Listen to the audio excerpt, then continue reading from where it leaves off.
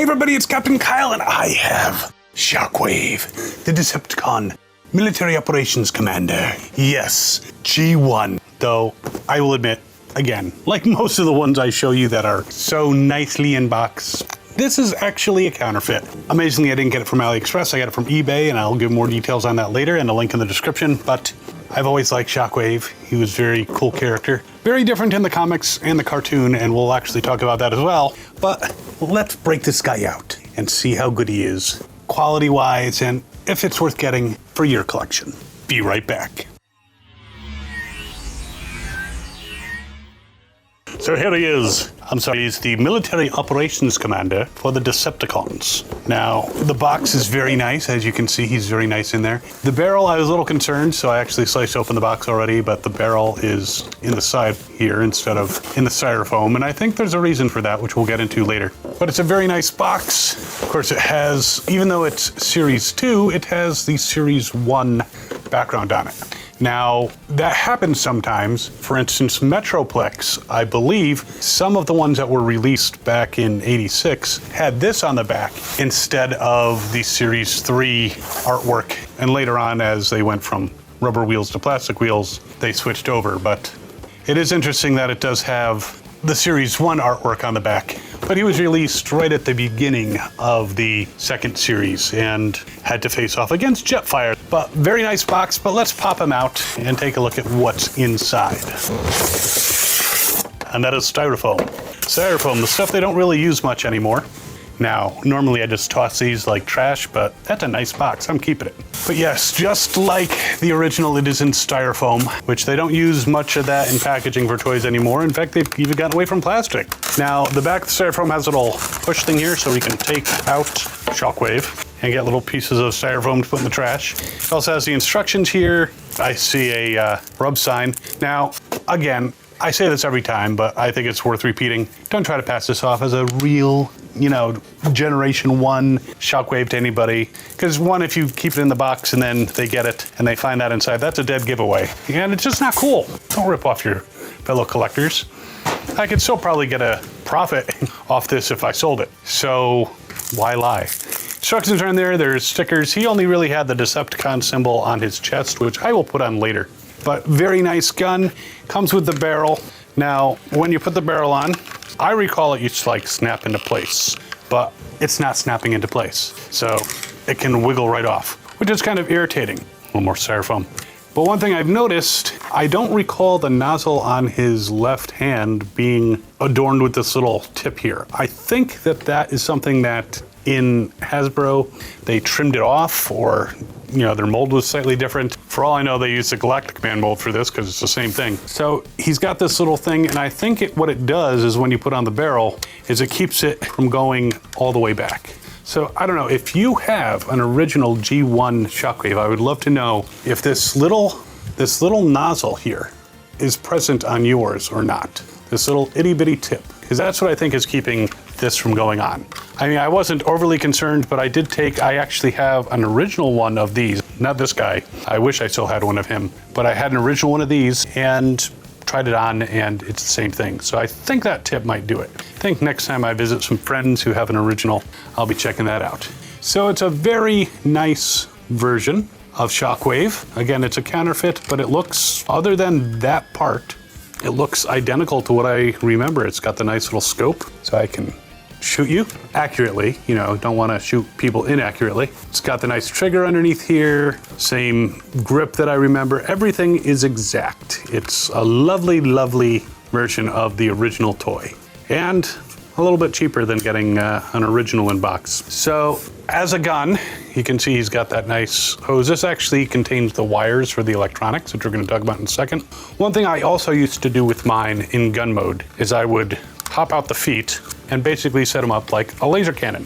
So you could actually just stand him up and he could be shooting at Autobot ships invading Cybertron space. That was the worst Shockwave impression I've ever done. But he's got Kaiko. So very cool in this mode. Of course, the real test is the electronics. So I have a battery over here to put in it. Now, It does take a little bit of force to get the feet back in where they should be. I'm gonna leave this off while I put in the battery, which I have a battery right here. It's a 9-volt. I'm not gonna stick it on my tongue, see if it's any good. It's gonna open up the battery compartment, which is right on the top, very easy to open. No screws like some of the battery compartments nowadays. Not that I don't have screwdrivers over here. And now, hopefully this has the same sounds and everything, and hopefully this will not light on fire, you know. But if it does, that will be one hell of a TikTok. The thing about the battery compartment and putting the battery back in is it's a little tight. I got it back. Ooh, it's got sounds. I got it back in there, but it is a little bit tight. And putting the battery cover back on, it's a little exacting because you got to line up all the little things and make sure that the battery's all the way in there. This was a pain in the ass back in the 80s when it came out. Ah, there he goes. So battery cover on, battery's in, made a little noise. So let's check it out. That sounds exactly like the noise I remember. Now, when I'm firing it, you can see because he only has the light in one arm, you know, this is supposed to diffuse it a bit so that it appears over the whole barrel, but you can still see it's only on one side. So he's got lights, he's got sound, he's got a little switch in the back. Now, if you're not familiar with the original G1, there's a little switch and it changes the sound. So now when you flick the switch over to the side, the switch seems a little bit loose, so that's kind of a minus, but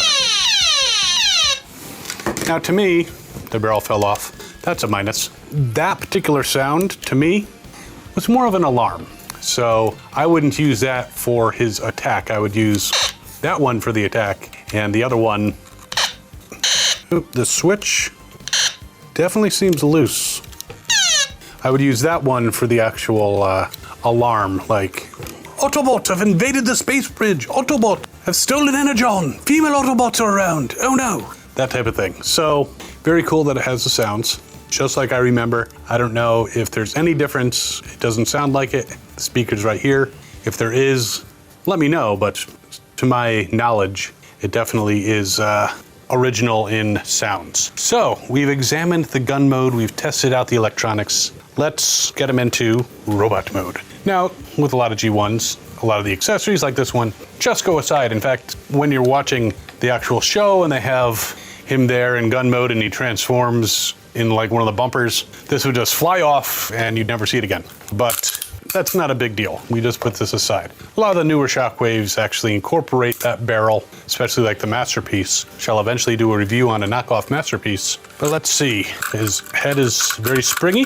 Springy head. He's got the Vulcan ears because he's very logical.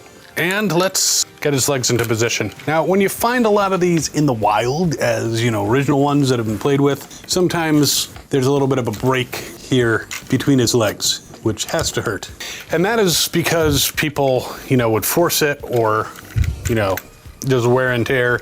And these slots here in the front have a tendency to break. But luckily, this is not broken, so I like it. All right, now if you just extend his legs and stand him up, he kind of slides down. The problem with these sliding type things, and this happened with the original one too, is it would have a tendency to not hold them up. So what I always used to do was just click his legs a little bit forward. He was taller than just about any other Autobot or Decepticon, and place him like this. So he'd be kind of looking down a little bit, but his legs were good. So I am noticing though, that there's a little bit of looseness here. I'm not sure how I'm gonna fix that, but he does have a tendency to slightly, well, now he's okay, but yeah, he can kind of bow a little bit. I don't know if because, you know, he was a Japanese design, maybe he takes martial arts, I don't know. But as far as posability, I mean, his ears move and his head can actually turn, which is cool. We're going the top-down approach on this one. The arms, he's got a nice swivel here, and he bends at the elbow, little stiff clicking ratchet sound, which is kind of nice. A little looser on the gun hand for some reason. The shoulders, he cannot bend or move at the shoulder. He can put his arm out to the side, you know, so he can be doing the YMC. Okay, maybe he wouldn't. I don't know what the equivalent would be on Cybertron of the YMCA. And of course, you reach to his torso and he can fire. The legs, on the other hand, I mean, you spread them out. He does bend at the knee and goes slightly into a locked knee position. Doesn't have a lot of movement there. And the legs can go not that far back, pretty much straight down, but it also can go forward. So he can kick somebody in the shin pretty easily. But there he is in all his glory. He does not twist the waist. And interestingly enough, the Next version of him in G1 was much smaller, the Action Master version. But overall, it's exactly what I remember from the original. He does have that little bit of looseness, which I'm a little disappointed in. And again, the barrel thing is an issue. But again, that tip, I might take a Dremel and zip it off, and that might solve the problem. I can hope so. But everything looks identical to the original. Of course, the rub sign's in here instead of on him, so I just have to look up and see exactly where it's on him and attach it and put a symbol. Now he comes with, don't fall over on me, dude.